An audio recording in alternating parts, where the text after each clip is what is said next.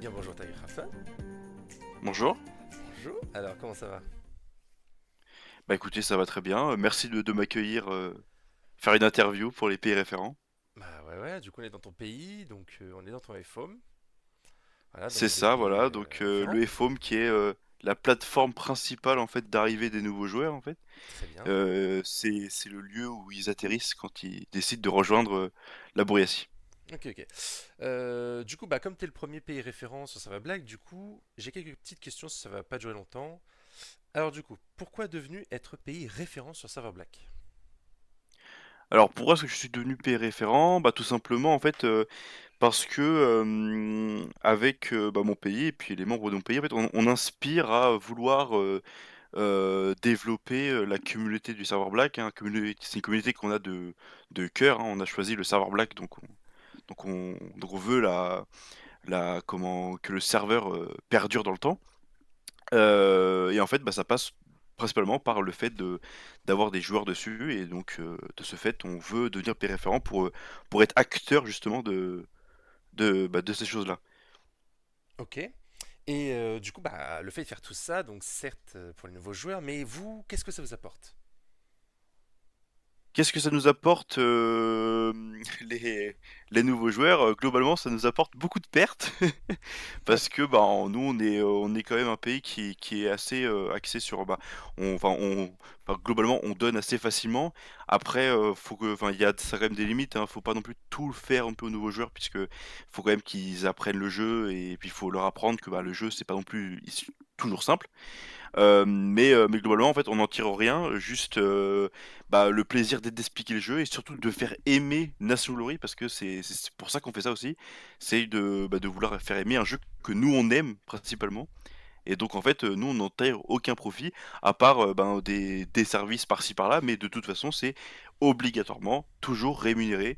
Chaque service rendu au Bouriatie mérite un salaire. Ok, ok. Et dis-moi, est-ce qu'il y a un suivi derrière? Comment ça se passe une fois que bah ça y est, ils sont implémentés dans le jeu, ils connaissent à peu près les rouages, les premiers rouages de départ? Qu'est-ce qui se passe ensuite pour eux?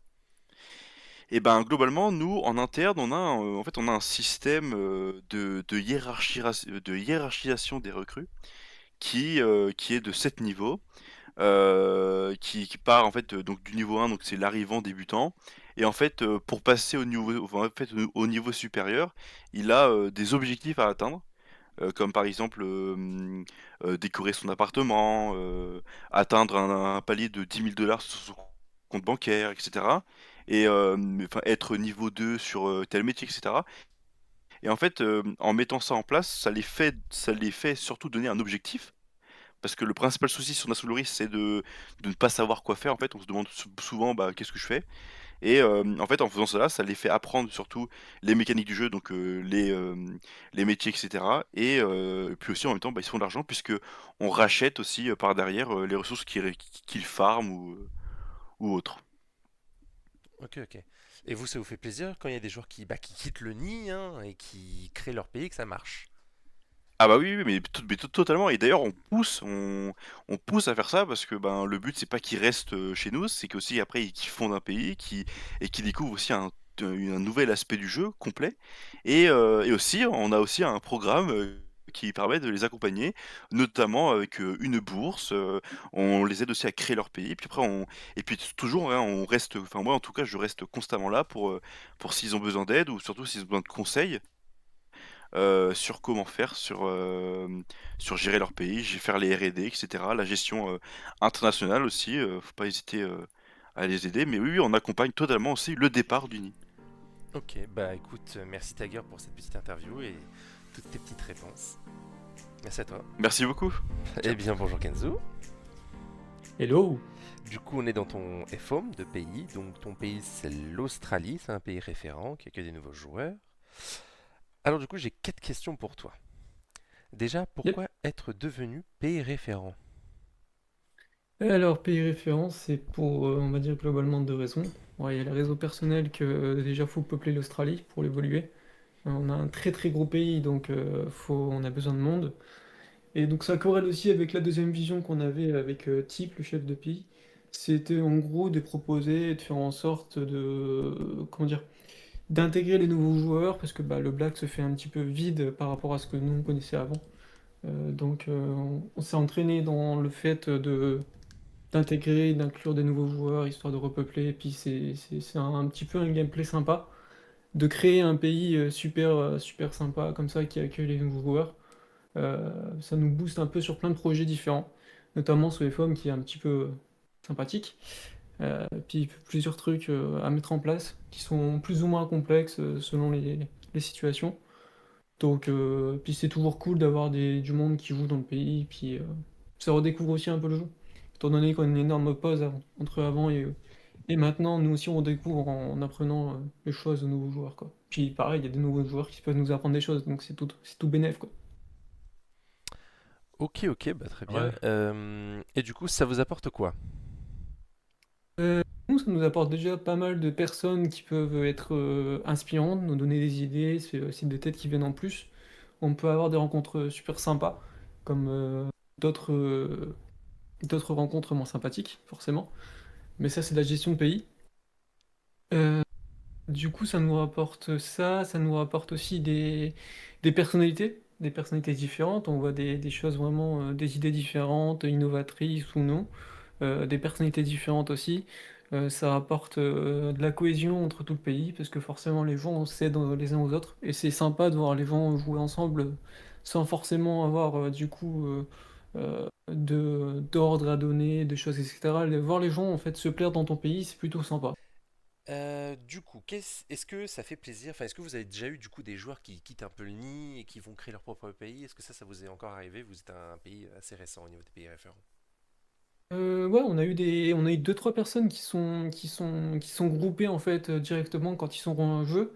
Alors c'était très rapide, hein. Moi je trouve ça un petit peu triste parce que bah, du coup, vu que c'était plus rapide, je pense que ça entraînait des mauvaises gestions derrière.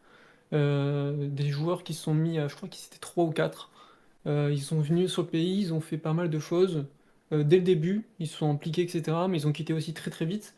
Alors moi je trouve qu'ils ont quitté un peu trop vite. Ils ont fait leur pays. On les a aidés du mieux qu'on peut, mais forcément, vu qu'ils connaissaient pas le jeu, etc., malheureusement, ils sont pas restés. Je pense que c'est pour ça, hein, je leur ai pas demandé, hein. Au bout d'un moment, je suis de nouvelles, donc on va pas forcer. Mais ouais, en fait, on a eu ce genre de pays qui se crée.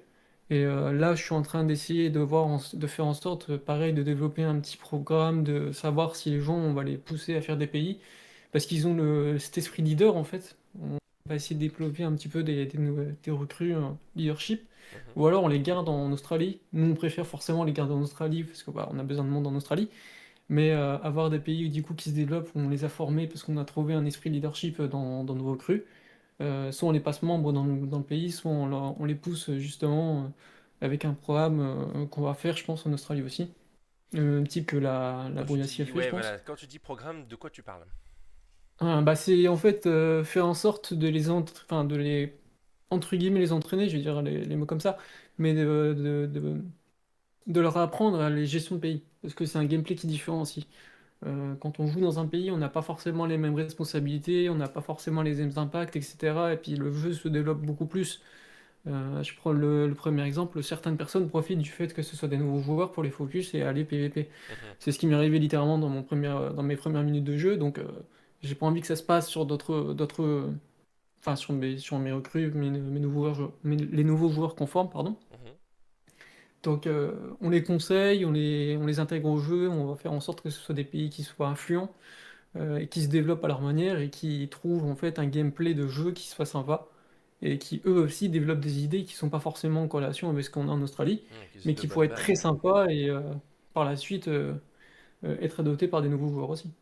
Oui, c'est ça, qu'ils aient de bonnes bases pour se lancer sur NG et faire leur propre voie, quoi. C'est ça. Ok, bah écoute, Ouais, je te remercie Kenzo. Et puis, ah bah pas de du soucis. coup, Moi j'ai crash. merci Kenzo du coup pour m'avoir accueilli et puis à la prochaine. Ça Ciao. marche. À plus, ciao, ciao.